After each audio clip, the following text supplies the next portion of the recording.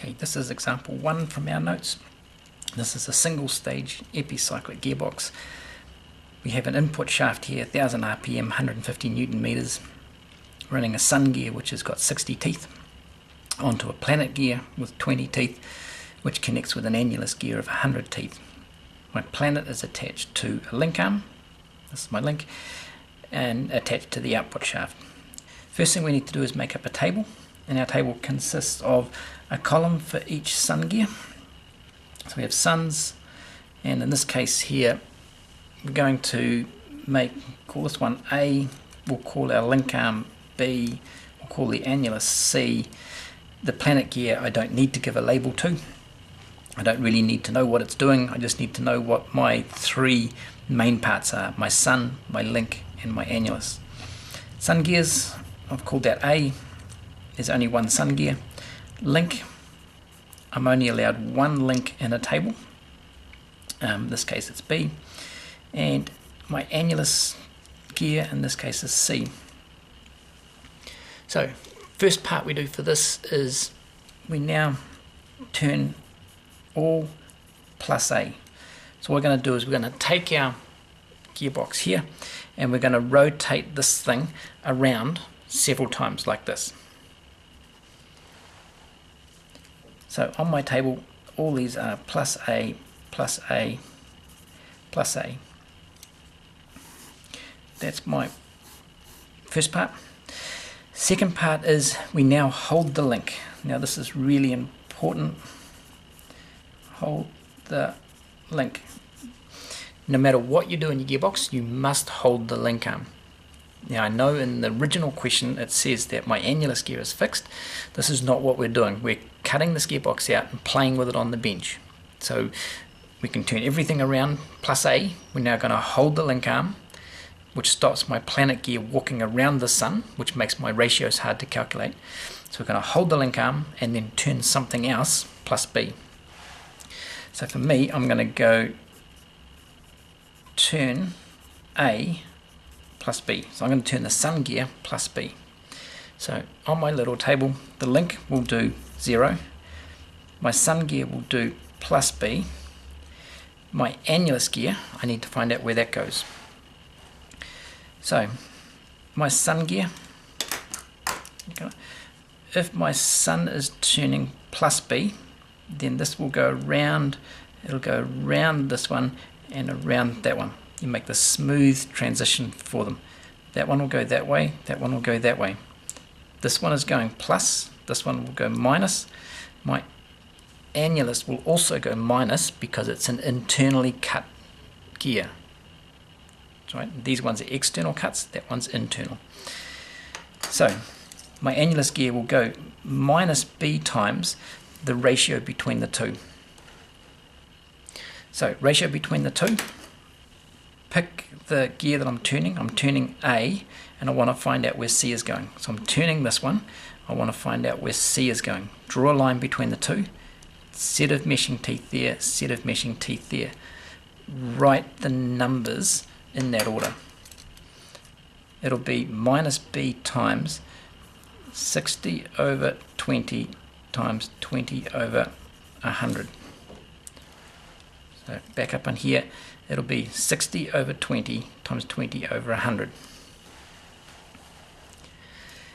Next part is just add those up.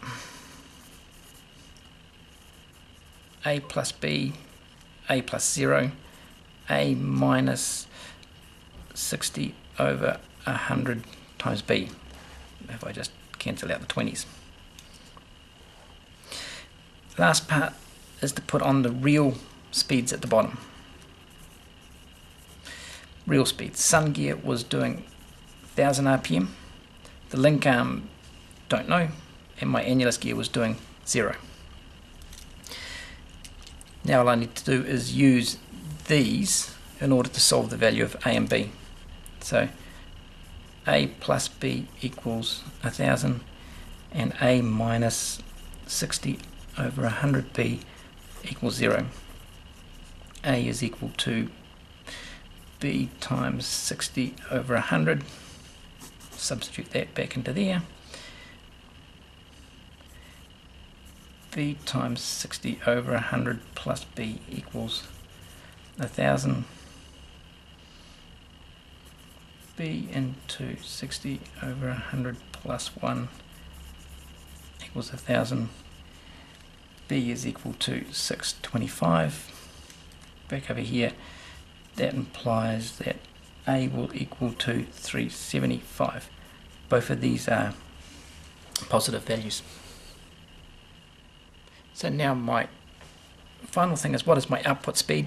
My output speed, back up here, my output speed was the speed of the link arm, which I said was B.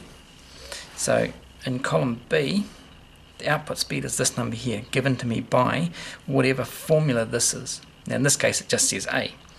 So this output speed here must be 375 RPM, coming from the value of A that we established down here.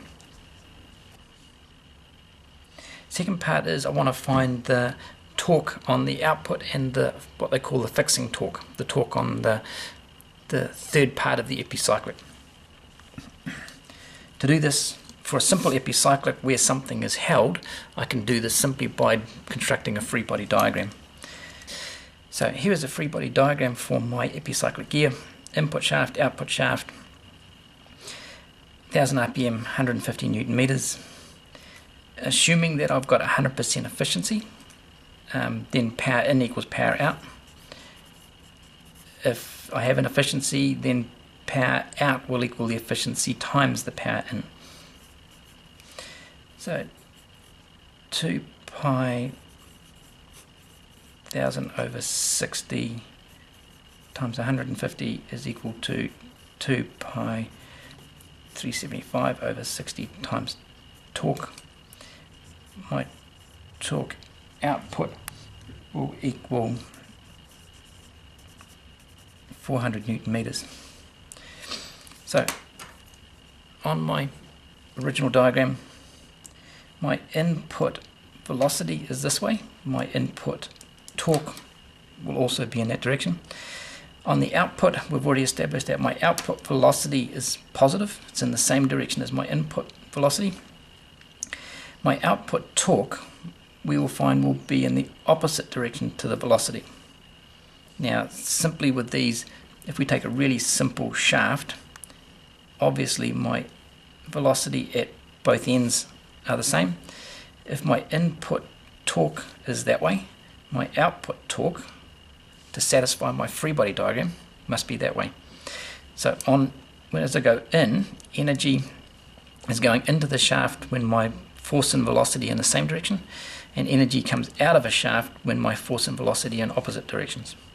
So that's why this is opposite to the direction of the velocity. So on my input they will be the same. On my output, then my torque will be in the opposite direction to the velocity. So this torque is 150, this torque here is 400. Sum of torques must be 0. I must have a torque on my housing through here, which is also going this way at 250. 150 plus 250 equals 400. 400 going clockwise, 400 going anti-clockwise.